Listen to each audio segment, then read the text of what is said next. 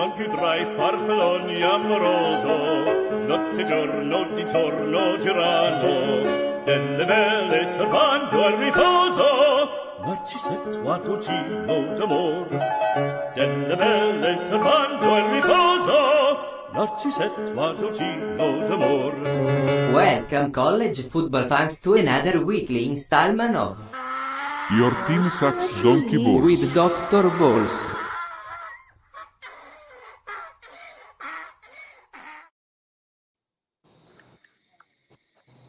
All right. What's going on, Doug? Hey. So, are we going to hear Doug?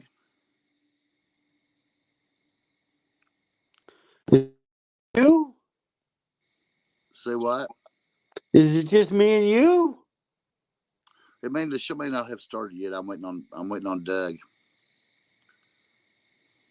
See what he's going to do. So this is a segment where I come on each week and talk about your team sucks donkey balls. So as you can see, it's Billy Napier. And then when Doug gets on, I'll kick it off and introduce it. Then I'm going to roll through my spiel, and then I'll give you a chance to get in there, Ed, and opine. You know what I'm saying? You got it.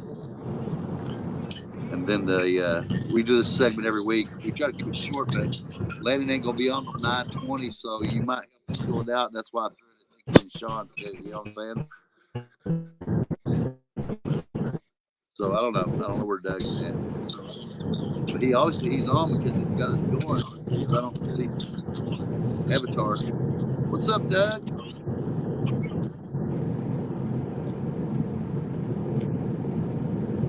Hello, are y'all there? Yes, I'm waiting on Doug, guys. You got the nice, clean cut look on the picture here tonight. That's special. I've actually kind of cleaned up a little bit. I had to shave, man. It was awful. I was looking like I was looking Moses-like. Can you hear me? Yeah, now I can hear you, brother. What's up? Yeah, and I was here the whole time, but nobody could hear me. Oh, that's awesome. Well, that gives us a chance to kick this off right. So everybody, welcome to the show. This is the Donkey Balls segment where we talk about your team who sucks donkey balls, and it's hard to own in such a scenario. Wouldn't you agree, Doug? it is, but it comes every freaking day, just like the sunrise, man. So we're here with our producer Doug Felix, and I'm Dr. Balls, and then we have our contributors Nikki and Ed on. Thank you guys. But so here's what it is: your team sucks donkey balls, and I'm talking about the Florida Gators. And here's why. That would be my team. Oh yeah, that would be my team. And that would be Nikki's team. And here's why the Florida Gators suck donkey balls. Because Billy Napier sucked, right? He's recruited as well as any coach in the country. They've been patient with him, and they were embarrassed on national TV in the swamp against Miami. And I feel they was outclassed in every way. They were prepared, but nothing was working for them. I feel Billy Napier's had plenty of time, and he may be the only Florida coach to ever lose to Kentucky 3 to 4 times consecutively. So, in my opinion, so you want us to keep him, right? Is that what you're saying? No, it don't feel right. It doesn't feel right.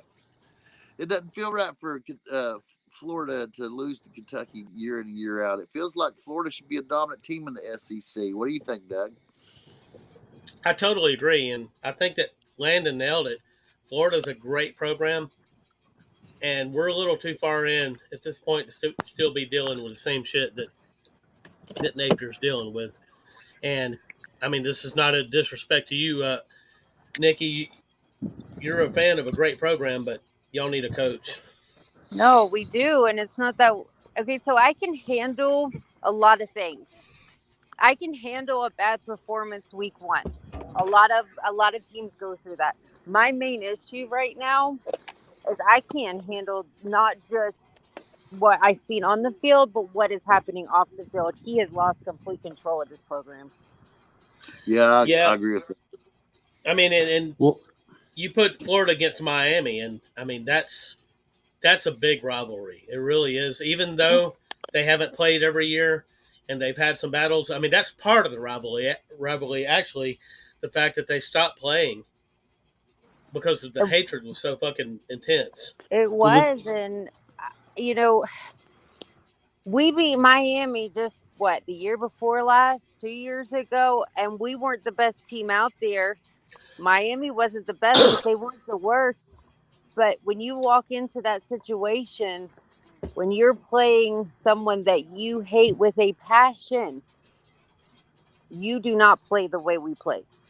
I agree with that. No, Now, Ed, what didn't you have a point on that? a couple points. So right now, it's not a great program. It's a historically great program, but it's not right now. well, You know, that's the weird the thing, Ed. Ed, I got to intervene for a second. For a long time, Florida was not a historically great program. Really, they had their first taste of success in the '80s, and it was all marred in NCAA uh, troubles. And they basically won the SEC, I believe, in '83 or '84, and it was stripped. But Spurrier's really the one that came in and turned it into a successful program. That's correct, but they're missing on coaches. Who was there before Napier? It wasn't Muschamp, was it? Mullen. Dan Mullen. Okay, so here's a guy who was successful elsewhere, was not successful at Florida. Now you have But he Napier, was, who but 1 what? year. He was successful at Florida. He took us to 2 New Year's Six. We expected to see that third season, and we fell off. And the issue we have there is Dan would still be our coach even after that bad season if the man wanted to get up and recruit, because he's a damn good coach. He just didn't want to do the footwork, and you have to have that footwork in the SEC to get the players. But he wasn't that successful at Florida. Muschamp is just not a good head coach. He's a defensive coordinator. And the problem with Napier is now it's year 3, which is if you're coming in to fix a program, people look at year 3 as the year you have to get it done. I mean, And not totally get done, but something. You have to see something by then. it's And you know got what? I can say this. We might see something. You know, Mertz is out this week. We're only playing Stanford, so I'm not expecting, anything exciting as in that I'm going to see improvement to where I think we can go in and beat any team in the SEC. But Mertz is out because our O-line sucks so bad. He got a concussion. So we will be starting DJ as quarterback. To me, I want to see what he's done with this young, amazing quarterback. This is his guy. He brought this guy in. I want to see what he does on the field. Now, if he's showing me that this freshman, true, brand new player is going to start this game and he proves something, then maybe I can give him a little bit more time. But as of right now, I can't give him any because I just saw Mertz go back. but the problem is that the Swamp is a tough place for opposing teams, and they got smoked on their home. Doesn't happen And we've much. been smoked by Miami at home. Like I said, I've been through the good, the bad, the ugly, the indifferent when it comes to Florida. Oh, But I gotta say watching this. them against Miami, that other than a few FSU losses in the Swamp, that one was the worst for me. Now, guys, I got to say this. So it doesn't, even though they're playing Stanford and there might be 1 or 2 more meaningful games, the last 7 games of the season for Florida, I don't know if I see more than 1 win in them. Even Nope. one Oh, win. wait, sorry, Dr. Balls, you meant Sanford, right? Yeah, after Stanford, right? Yes. They have maybe 1 or 2 winnable games after that. But if you go to the last 7 games of the season, starting at Tennessee, it's death. It's death, right? And they're the only winnable game against is Kentucky, and that's throw up. That's a toss up. So no, But I want to go ahead and jump out there, and I want to take devil's advocate here, where Nikki's brain is probably at.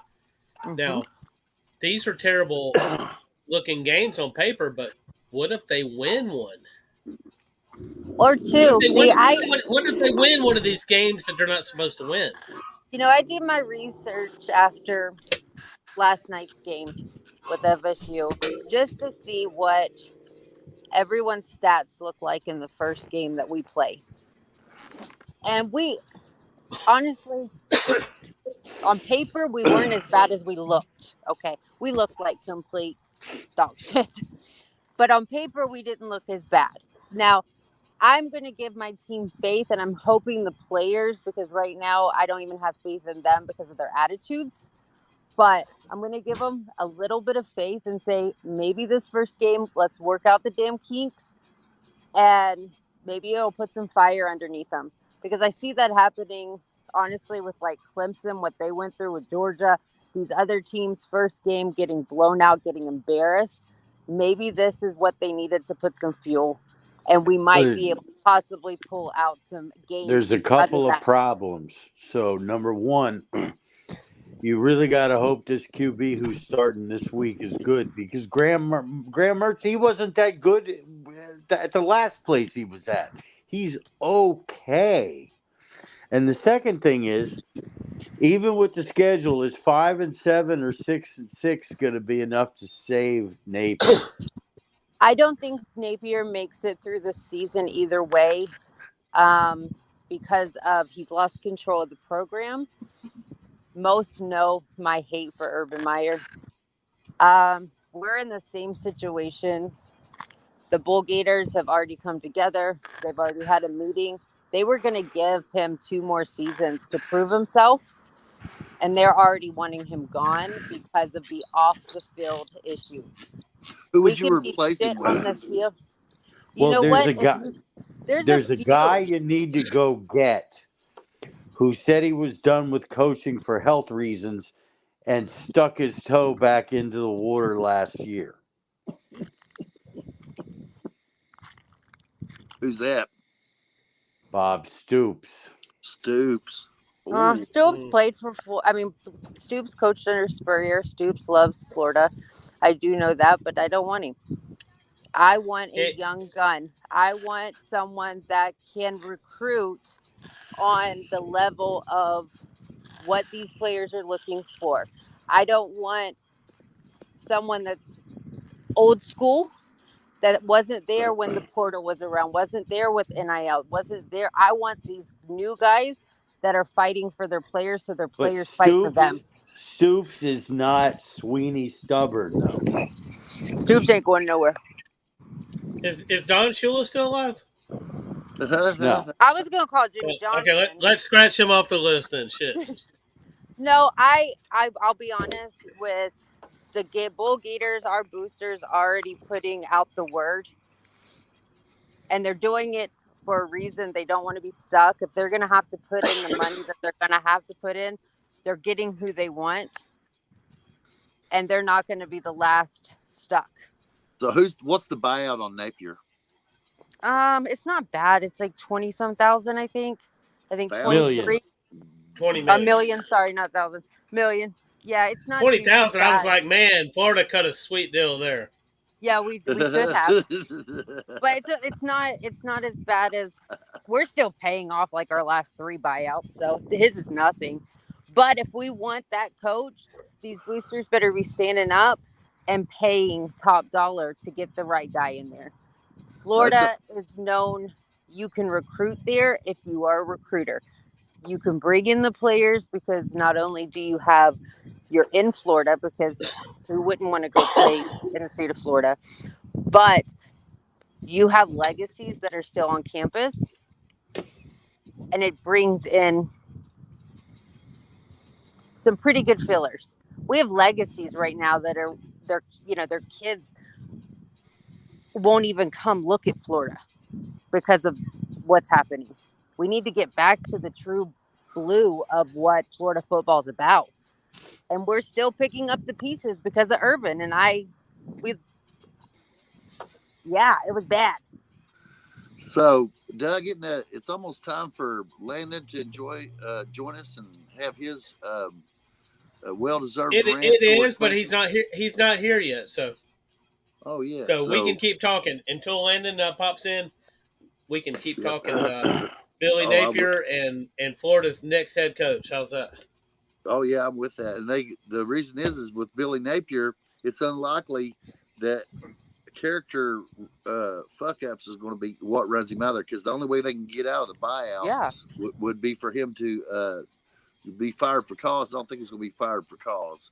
He has to be, But I'm really intrigued by the future candidates.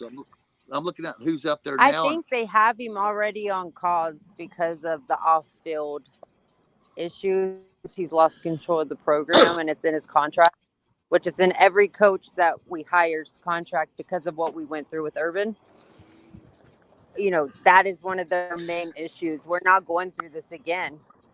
And my main coach that I would want, I know he can hold control of the program, but I'm not sure his mouth is what Florida fans can handle. Like most Florida fans, I love his mouth. I love that he's cocky and he's this, and he's made it very clear over the last. Who are we talking about? Lane Kiffin. Oh, and he's made it clear. He has made it clear that if he had the opportunity, he would take the Florida job. He would be my choice. All right, so Landon is here, and we're going to go ahead and go to a commercial. And when we come back, we're going to ask Landon about Lane Kiffin to Florida before we get started with Landon's spill on Clemson and the downfall of Dabo Swinney. We'll be back here in a minute. Awesome.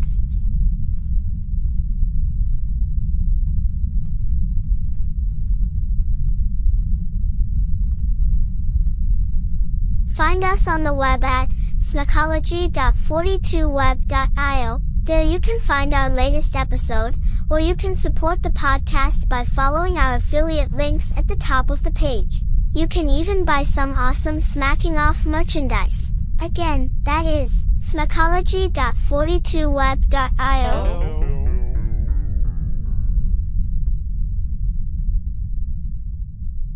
We're here at Commonwealth Stadium, representing for the Kentucky Wildcats, right against the Georgia Bulldogs, right? And I'm live here, and there's fun and excitement going on. I know you can see that. This is Smacking Off, the podcast. Hi, we're Fiverr, a global marketplace connecting individuals and businesses with freelancers offering thousands of digital services. Graphic design, web development, video editing, e-commerce marketing. You name it, there's a professional freelancer ready to make it happen. Filter your search by the service needed, budget, timeline, and boom! Fiverr provides a list of talented freelancers to meet your specific needs. Always know what you'll pay up front. No hourly rates, just project-based pricing. And because payment isn't released until you approve the work, you can rest assured that you'll be satisfied with the quality and get exactly what you want. Our support team is always available to answer questions or offer assistance when you need it. With the whole world of freelance talent at your fingertips, what might you achieve? Join today and find out. Fiverr. It starts here. All right. Welcome back. What's going on, Landon? Podcast. How are we doing today, guys? All right. What about you? Well, we just heard that Lane Kiffin may be interested in going to Florida. What do you think about that? Well, shit. What happened to keeping Billy Napier? Well, his team sucks donkey balls, so therefore we're talking about all the ways they can run him off. I mean, hell, a week and a half ago, we were gonna keep rolling with Billy, even if he went like 4-8. No, I said 5-6, but that was before the off-field situations. I don't play that game. When you lose control of the program, you lose control of winning, and he's lost control of the program. Oh, it has been done. Team. Yeah, that's been done. Lane Kiffin leaving. I mean, Florida's gonna have to throw the checkbook. I mean, they're willing to. They're gonna have to. I mean, they're gonna have to throw it. I mean, I think if Florida antes up their pockets and everything like that, and they truly get down to business, I mean, I think they'll trump Ole Miss in terms of money. I mean, I just think they will. But I mean, yeah, I mean, I definitely think if Lane Kiffin were to go to Florida, I mean, obviously he'd be better off. I mean, I say better off. Listen to me. I mean, Florida would definitely be better off with him than Sunbelt Billy. I mean, there's no question. I mean, that's a joke. Hey, that is just an It's not absolute a joke. It's a truth. I mean, it's Yeah. the pure, honest truth. I mean, I'm all for giving coaches time to produce and build their team and their program. But when you lose control of your program, you can't build one. I mean, I told you 2 weeks ago. I mean, you're at the University of Florida. You're in the most fertile recruiting bed and one of the most fertile recruiting beds in the United States. I mean, and you got Florida State, who obviously is down. I say down. Listen to me. I know they're better than what they were under Taggart, but shit. I mean, they starting off 0-2 ain't looking too great. But Miami's on the come up. Miami seems to be doing a lot better than what they were. But yeah, I mean, you gotta have better representation for the University of Florida than Billy Napier. I mean, you're a better program than going to grab somebody from the Sun Belt. That was what I was honestly just saying. I want that young Spurrier, and that young Spurrier is going to be a coach like Lane Kiffin. He's going to speak his mind. He's blunt. He's cocky, but he also knows how to use his feet and get the right players in. I mean, Billy's yeah, bringing the players in, but he's not developing them. No, and he's a group of 5 head coach. He's not a. I mean, I think what he did at Louisiana Lafayette. I mean, I think he had some pretty good seasons. Don't misunderstand me, but like I never thought he had good enough seasons to the point he should have got the Florida Gators head coaching job. I mean, I never thought that. I mean, I don't think you should have fired Dan Mullen. I mean, I really don't. Dan Mullen took y'all to what 3 straight 10-win seasons. Yeah, and 3 in a row with the New Year's Six games. He had 1 bad season, but they were sick of us dropping and recruiting and talent going elsewhere. And I understand that. I do. And he was not on board with the way the times were changing, the transfer portal, the NIL. And our boosters have money and they want to throw it out because they want to win. And I don't think he would have followed in the steps that they wanted. Yeah, well, I mean, and look, you have to be careful with the recruiting deal. Obviously, you have to have Jimmys and Joes to win. I mean, that is proof in the pudding. But you can't get fooled that that's the end-all, be-all, because then you end up like Auburn fans with Hugh Freeze that, they believe because Hugh Freeze can land a top 5 class that means that they're going 11-1 every year and that they'll make the playoff and they'll be, hunky-dory and everything great. And the problem with that is, Hugh Freeze, even at Ole Miss, was getting top 5 classes. Matter of fact, I think he finished with a 3rd-ranked recruiting class in 2016. And then in his last season at Ole Miss, he went 5-7 and got fired. So I mean, just because you get talent doesn't necessarily mean just because you get talent doesn't necessarily mean it's going to translate to winning games. I mean, Hugh Freeze can recruit well. Also, Auburn sticking to that, he beat Saban. Oh, that's the only reason he. That's the only reason he got hired. They stick with him. They think that now Saban's gone. Now what are you? Does it matter? Yeah, that's the only reason he got hired was because he beat Nick Saban twice. That's all. That because there's nothing else you can point to that says this is why he should be hired. Because we're talking about a guy who's never even won a Power 5 division. No, and no one talks about that. No one talks about Hugh Freeze has never won a Power 5 division. And they fired a man, Gus Malzahn. Now, did Gus Malzahn recruit as well as Hugh Freeze? Probably. No, he didn't recruit as well, but let's not get it twisted. Gus Malzahn wasn't finishing 20th in recruiting either like he was Brian Harsin. Gus Malzahn was getting solid recruiting classes. He really was. Yeah, and look what he's doing for UCF. Malzahn's scheme, though, was getting so predictable that SEC teams were able to stop it. It just wasn't novel anymore, and he didn't make any new wrinkles to it, And they, as far as Freeze goes, he just had a gaudy record at the FCS schools, right? And that made him look good again. But the truth of it is that was against FCS schools. Now he's in the big leagues, and hell, I'm excited to see what Alabama's coach is going to do against him. I believe DeBoer is a killer. Yeah, no, he had I a hell of like a him. showing game one. I mean, he did. I mean, I told y'all a few weeks ago, people were like, should I be worried? Like, why? I have a good head coach. Like, Yeah. I don't have a bad, like, Kalen DeBoer's a good football coach. Like, there's this idea that he's not going to do well at Alabama because he doesn't talk with a Southern accent is ridiculous. Well, he can get a Like, fake one like Brian Kelly. Come on. yeah, we could do that number. I mean, but no, Robert, going back to your point about Hugh Freeze, hey, even at Liberty, 8-5, 10-1, 8-5, 8-4.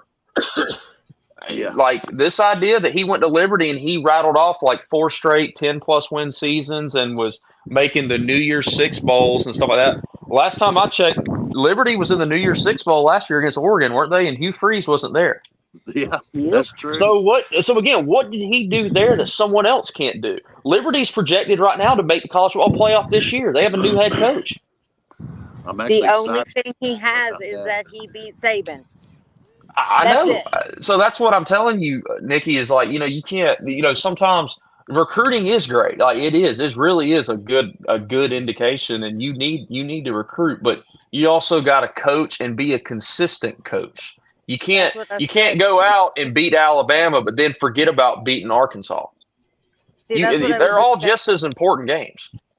I can maybe give Billy a little bit of a slot, not a pass because I'm over the off-field antics to begin with, but DJ is starting. That's his quarterback. He recruited him. He brought him. He should have already been developing him. He's starting this week. So if I see something out of this kid that is showing that, okay, maybe he's finally got more of his own recruited players that he can develop, maybe I'll watch him next few games.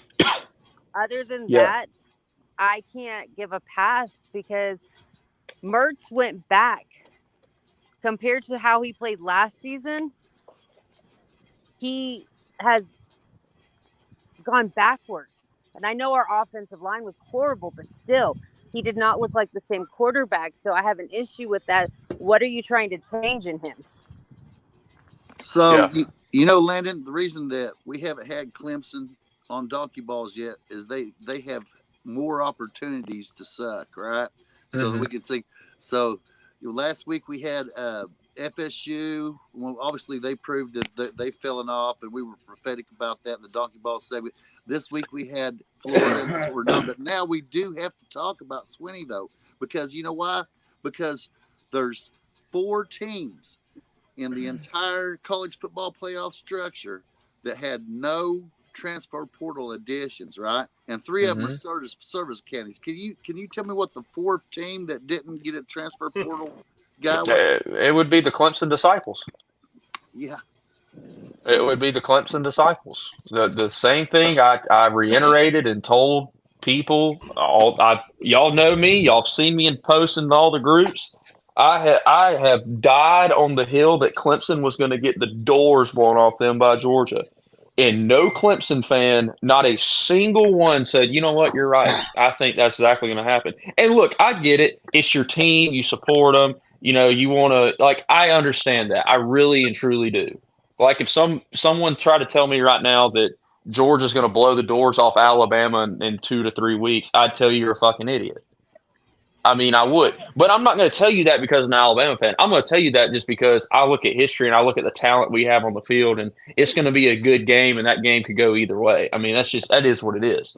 But when you look at Clemson and Georgia, there is not equal talent. I think someone was telling me that, Clemson's got the top five roster in college football. And on paper, I guess if you went to recruiting services and you looked at that, I guess you could make that argument, sure. But let's be honest. You watch that team play. Does that team look like a top 5 roster to you in football? I mean, y'all watch all the – no. I mean, come on. Come on, man. They're top 5 pieces on the team, but they're not supported. They're not supported. For example, on the defense, you can't say that at all 3 levels there's an All-American, right? Yeah. And so That's why that it's not working, because they could plug those pieces in the transfer portal easily. If you told me I'm a young guy, I've been sitting on the bench at Alabama, and I could transfer to Clemson, play right now, and fill in the spot in that system and make them contend, I'd want to do that, right? I think Clemson's a good school. My daughter went there, and so I'm like, hey guys, let's go to Clemson. But I think Swinney's trying to make a point, but you've got to win to make the point he wants to make. If he wants, if you want to be righteous, right, then there has to be some kind of evil that's taken place. And in his case, it hasn't happened. No, it hasn't. I mean, it's the same old, same old. Like, I was watching a clip today. Carson Beck drops back to pass, and London Humphreys comes over the middle of the field, the transfer from Vanderbilt. Pretty solid receiver, fast kid, and everything like that. Georgia went and got him out of the portal. They did. They got him from Vanderbilt, the University of Georgia, top 2 program in college football right now. Has won recently 2 national titles. I mean, all that. So, like, Georgia doesn't think that they're so good they don't have to use the portal. No, they went out and got 2 guys from the portal, and Colby Young from Miami, and London Humphreys from Vanderbilt. From Vanderbilt now, Vanderbilt supposedly has no talent, but Kirby Smart didn't see that. He was like, you know what? I'm gonna go out there and I'm gonna get this guy, because I look at the film and I think he's a pretty solid player. And lo and damn behold, the dude goes out there, and guess what he does? He damn scores a touchdown on it. And look who was covering the man on the whole play. Tyler Venables. Coach's son, Mr. Tyler Venables, is out there, trying to do something. I don't know what the fuck he was doing. But he got schooled. He got burnt. But the point is, though, like, that's not the point. Is that kid should not be playing. That kid does not deserve to be on a D1 football field. He doesn't. I don't care who his dad was. I don't care how much he goes to class. I don't care how much y'all like all the. I don't care how many autographs he signs for your kids. None of that matters. He cannot play Division I football. He can't. You cannot watch football and truly tell me that right there is a future NFL star right there. You can't. That kid's not going to get drafted. That really burns my ass too, because the common thing I've seen from youth football all the way through is coaches' sons getting there that shouldn't be in there and taking opportunities from other guys that are working hard. And if you're in youth football or even high school football, and you're the coach's son, you may actually get to touch the football. If you're in youth football and the coach has a son on the team, you'll never touch the football, right? And if that goes all the way through to college, then basically you're playing on nepotism instead of trying to win. Yeah. But hold on. If he's that good, why didn't Daddy take him with him? That's a valid point. Why didn't his dad take him with him to Oklahoma? Why didn't he? Because Tim Bailey blocked it. Tim Bailey blocked it. That's why. Yeah. Well, either way, his own father was probably like, you know what? I'm going to the University of Oklahoma. I can't be having all these guys. Like, I can't be doing what Dabo does at Clemson, because Oklahoma fans will kill me if I trot out some of that shit. They will kill me. And obviously, Clemson fans, and that's the main problem is when you try to tell them, like, hey guys, this is a problem. They don't want to hear it. It's like Dabo with his radio show. He doesn't do his radio show anymore. Why doesn't he do it? Because Tyler from Spartanburg called him out. Look, everybody can get mad. He still does it. He just isn't taking calls from viewers anymore. Either way, like, it doesn't matter. Like, he's still a pussy. You're right. Yeah, he's still the point. The point is, though, he doesn't want to hear it because someone finally called him out, because they got tired of the all shucks routine, and he got called out. All that guy did was tell the truth. That's all he did. He did not say anything wrong at all. He told the truth, and the problem is Dabo doesn't want to hear it. And my problem with it is when you make $8 to $12 million a year as a head football coach in college football, and you don't want to be questioned, what you need to do is you need to take that money and you need to donate it to charity. And then I want you to go to McDonald's drive-thru and get you a job, and I want you to sit at the window. And I promise you, no motherfucker will ever ever ask you anything or question you about your job. Nobody. Not a damn soul will. But when you make Tyler $8 to $12 million a Spartanburg would year, find you.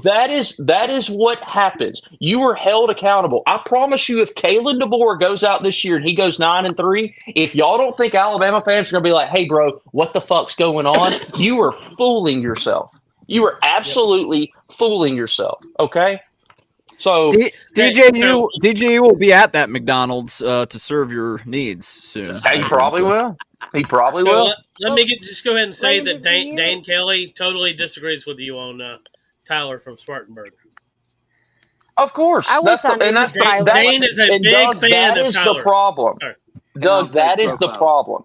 That is why Clemson cannot improve and go any further. That right there, that sums it up. Because they refuse to acknowledge that there is a problem. Therefore, they just keep going because their argument is, well, Dabo, he's so nice. He does this. Man, we won 2 national titles. We're so happy and all that stuff. Well, if you're so happy, don't get upset and post on Facebook every time when you get blown out by Georgia. Dane was the main one. Dane was the main one that posted on Facebook right after the loss. Why? Because he's not happy. He's not happy. Yeah. You don't do that and say all peaches and cream. You're not happy. You're not. The Clemson fan base is a lot like the Florida fan base. They were relevant for a cup of coffee, and now they're not, and now they're upset about it, thinking that they should Honey, that they have to be relevant because you keep bringing them up every that, chance you that get. they think that they should be relevant in a tier 1 school when really they're a tier 3 school at best. That was maybe elite for like 2 to 3 years. That's it. Oh, that's all it elite is. For 10 years if you combine both. Oh my god! This is called. If we were that irrelevant, you would not be that obsessed.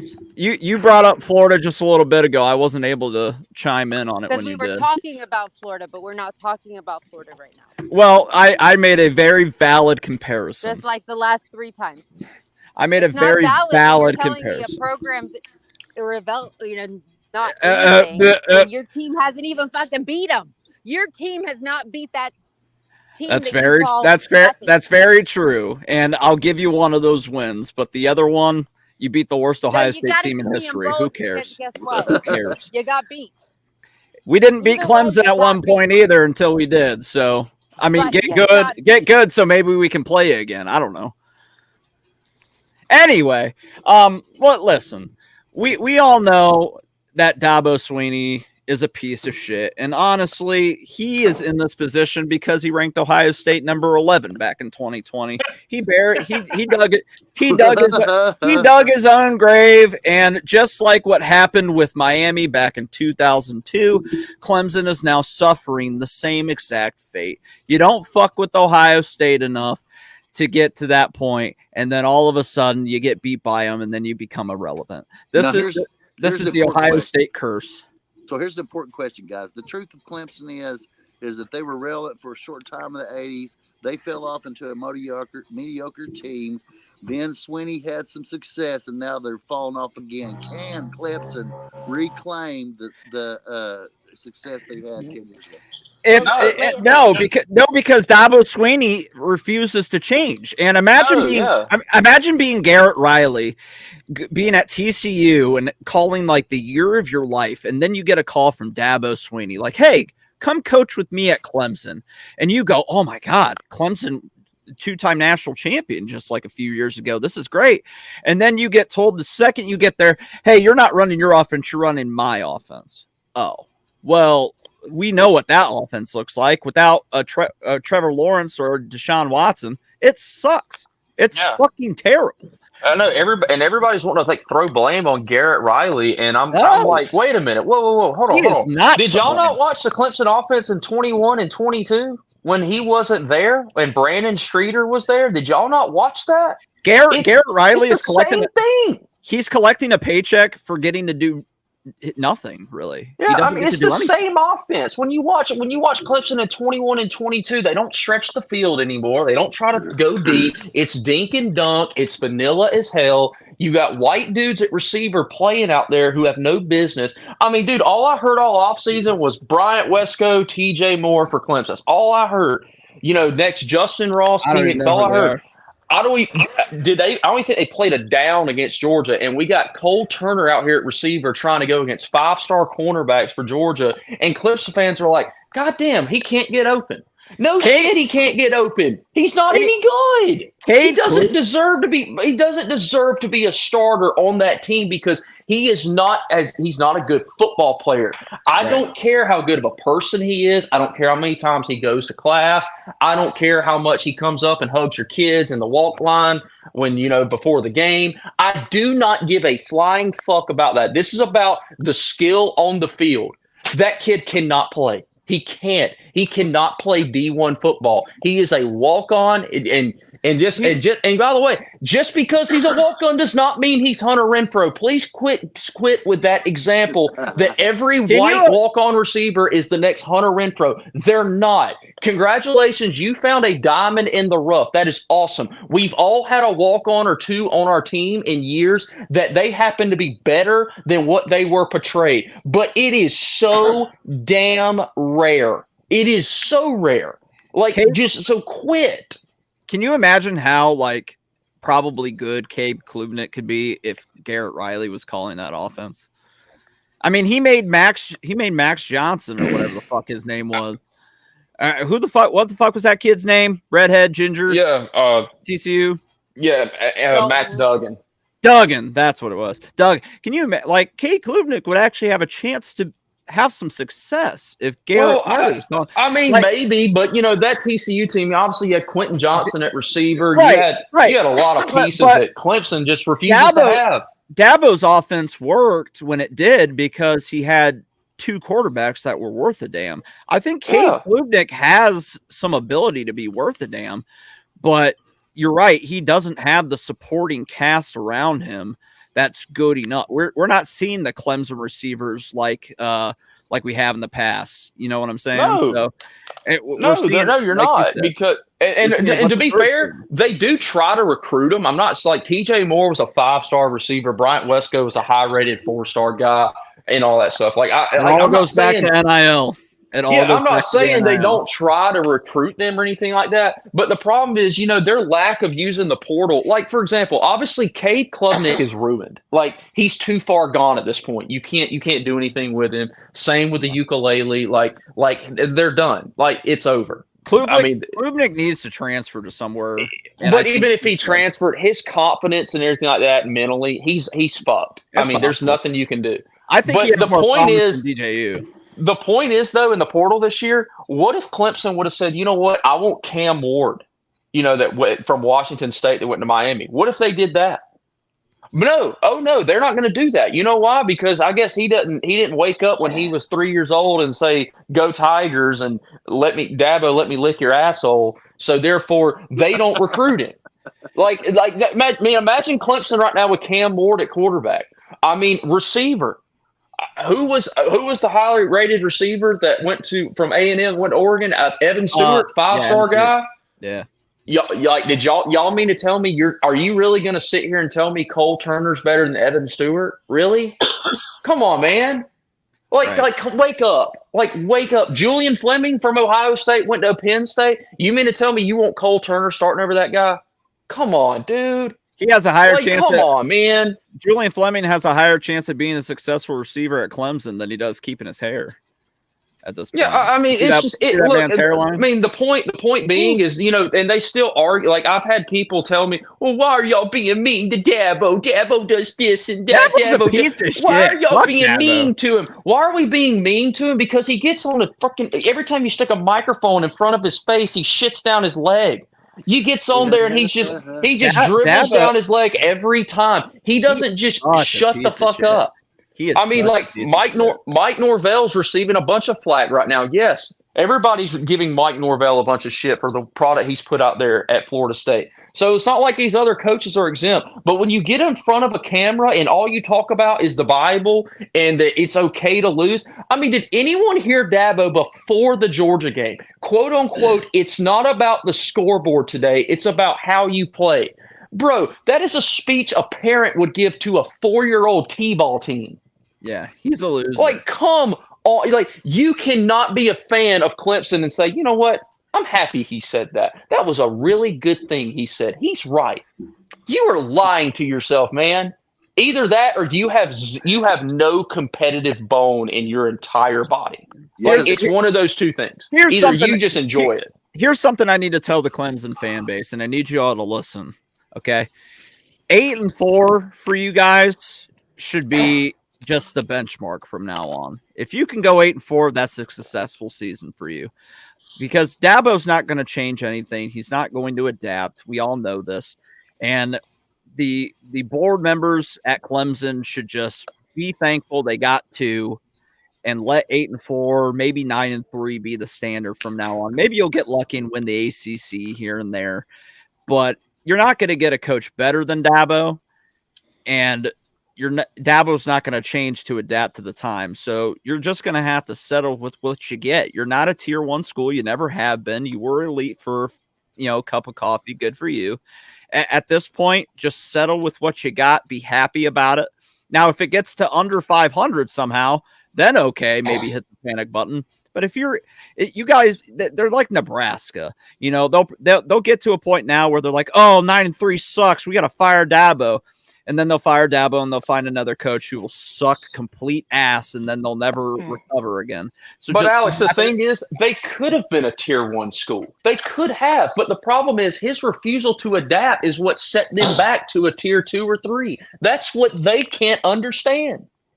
They refuse to admit that. And I don't understand how they don't understand that, because I've never understood it. That is like that is the biggest cult of a fan base I've ever seen. Like, it's like they enjoy losing. They really do. They enjoy it.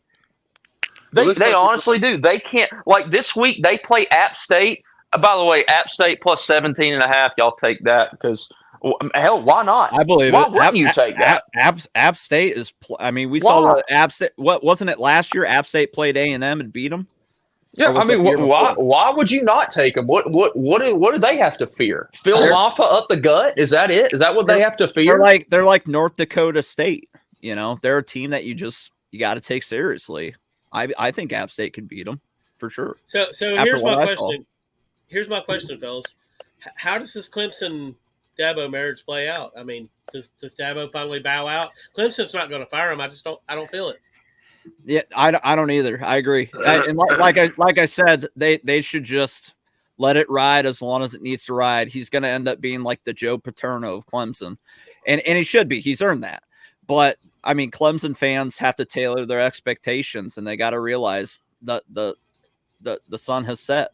It's over. You're not going to see another natty again. Just be happy you got the 2 that you did over Nick Saban. I mean, anybody who's not an Alabama fan is thankful that Nick Saban didn't get 2 more because of Dabo Swinney, even though I fucking hate Dabo Swinney. He's a piece of shit. But just be happy with what you got and ride off into the sunset. And Dabo will eventually retire. Who knows when, but it's going to happen eventually. So just be happy with 8-4. So it's Kentucky versus Clemson in the Outback Bowl. Is that their future? Yeah. Or the Cheez-It Bowl again. I heard they enjoyed their time there. And listen, I don't know. We all don't know how this 12-team playoff is going to play out, right? So Clemson could one year go 9-3 in a down year in the ACC and win it and sneak into a playoff. They could do that. I'm not going to sit here and say Clemson will never make the college football playoff in a 12-team format. But the days of legitimately competing for anything worth a damn are over. They're over. Period.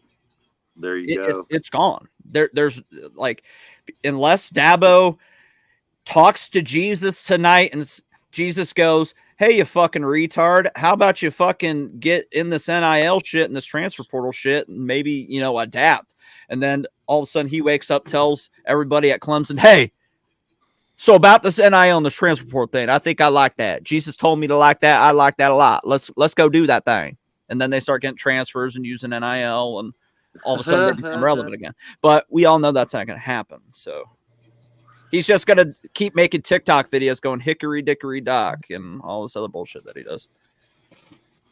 There you go. Well,